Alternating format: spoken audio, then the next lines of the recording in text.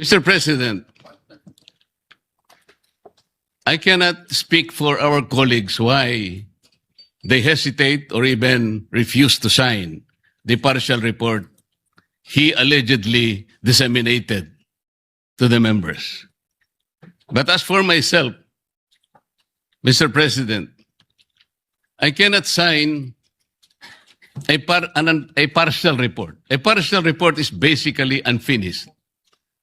An unfinished report cannot be assumed to have contained the final and collective judgment of all the members. This is very basic, Mr. President. Secondly,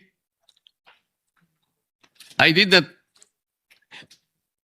not heed my reasons why I cannot sign the partial report.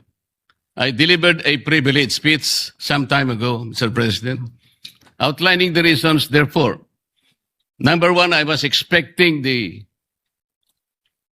chairman of the Blue Ribbon Committee to have conducted several hearings more, and in those hearings, he should have invited several persons whom I enumerated in my privileged speech. Namely, Yusek Adrian Bersamin, Yusek Jojo Cadiz, former Governor Luis Chavez Singson,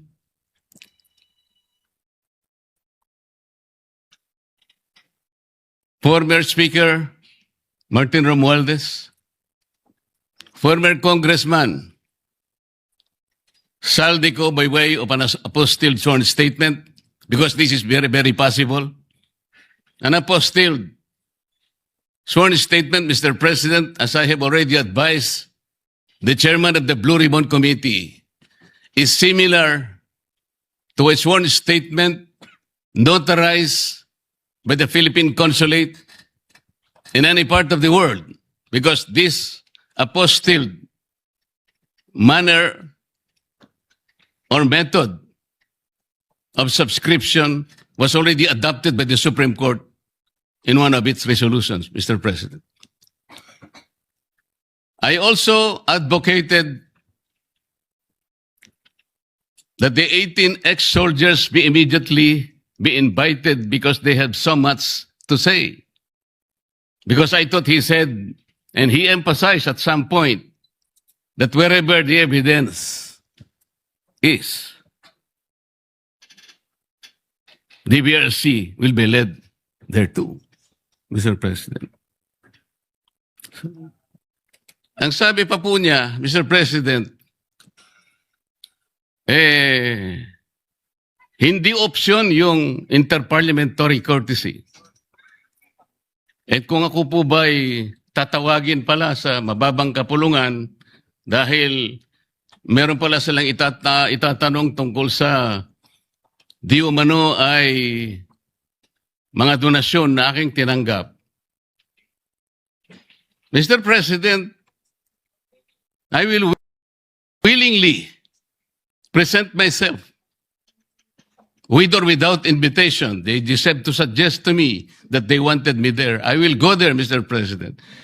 Interparliamentary courtesy is between the two chambers, Mr. President.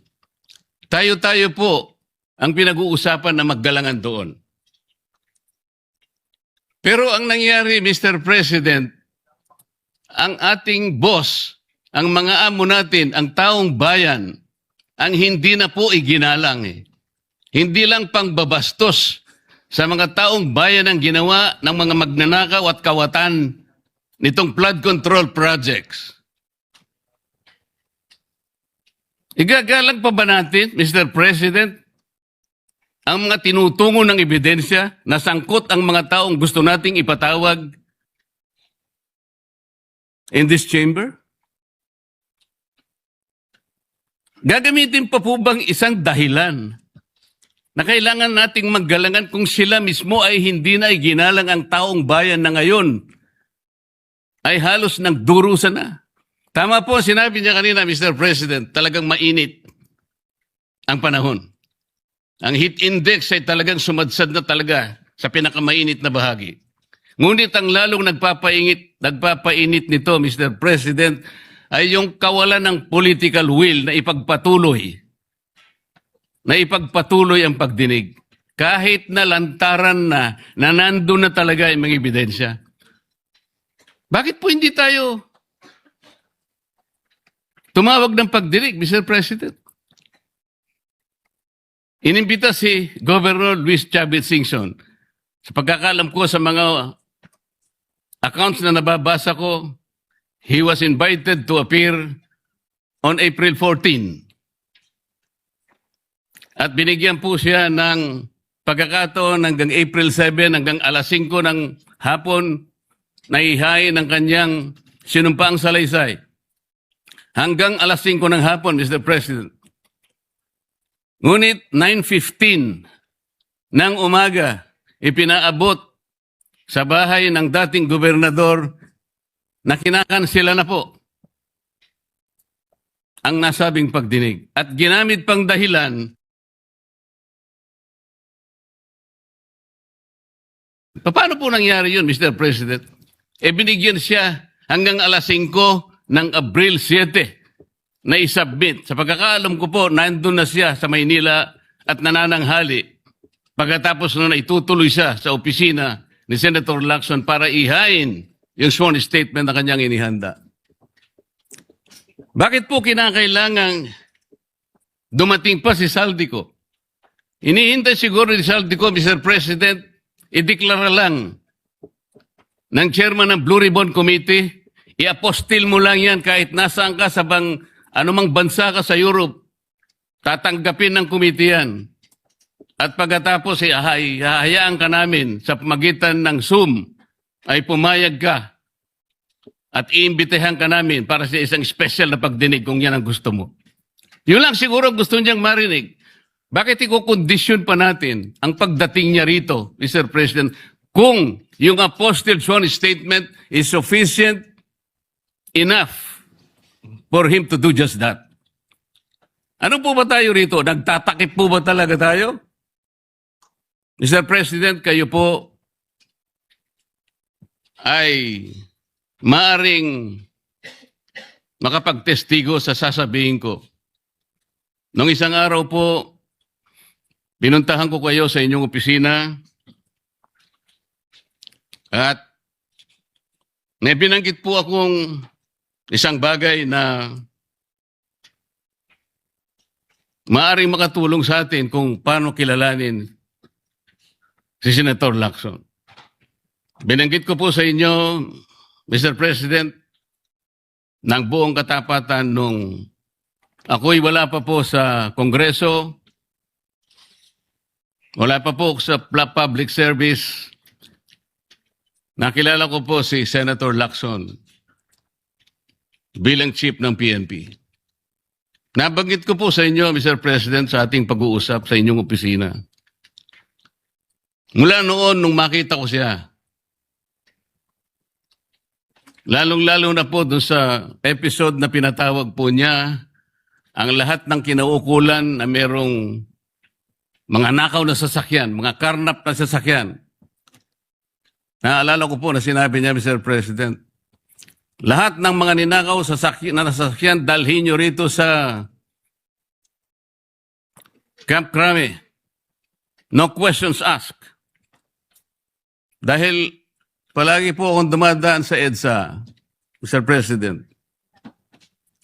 Dahil opisina ko po sa Ortigas, nakita ko pong nakabunton lahat talaga ang mga ninakaw na sasakyan. Talaga pong hinangaan ko, Senator Lacson. Walang nakagawa nun sa aking palagay kung hindi siya lang. Di ba, Mr. President, sinabi ko pa sa'yo, sayang wala nakako yung aking kaibigan, yung dating mayor ng Marikina, Bayani Fernando. Dahil kinausap ko po siya. Sabi ko, Bayani, alam mo, yung ginagawa mo sa Marikina, gusto ko rin eh. At yung ginagawa ni Chief PNP, Ping Lacson, gusto ko din yun. Ayaw mo ba siyang kausapin na kayong dalawa tumakbo? Si Ping Lacson ang president, ikaw naman ang vice president. Kinuwento ko sa iyo yan, Sir President.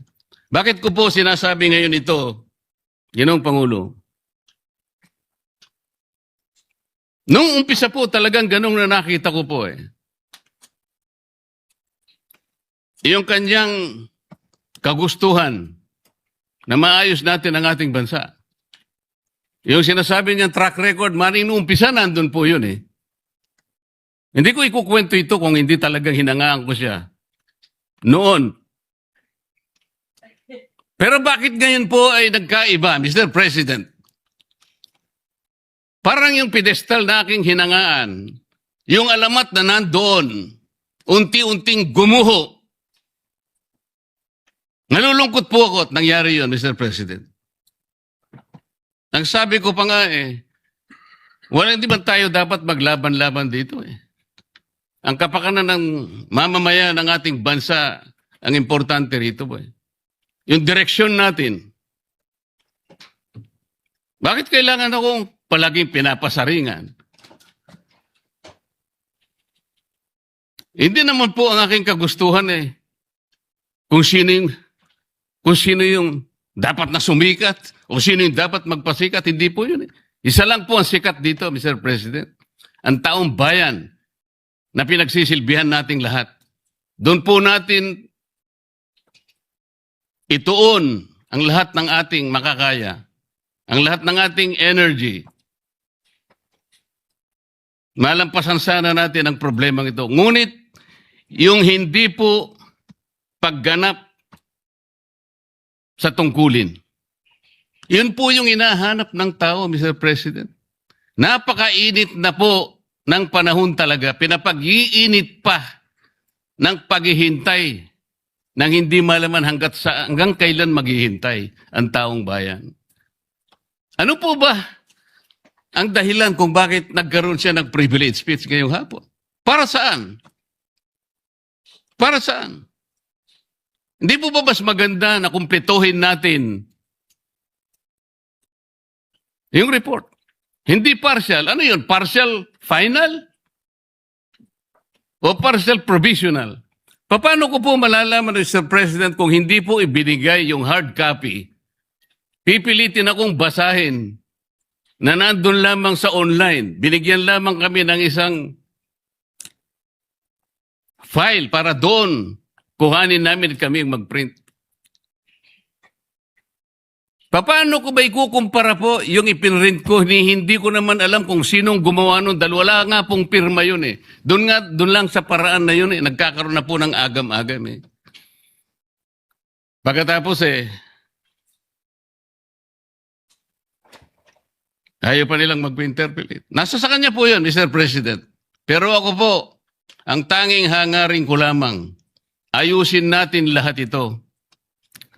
Sabi nga po niya, hindi makakalimutan ng taong ito at talaga naman pong hindi malilimutan sapagkat ito na po yata ang pinakamalawak na nakawan sa kasaysayan ng ating bansa. Salamat po, Mr. President.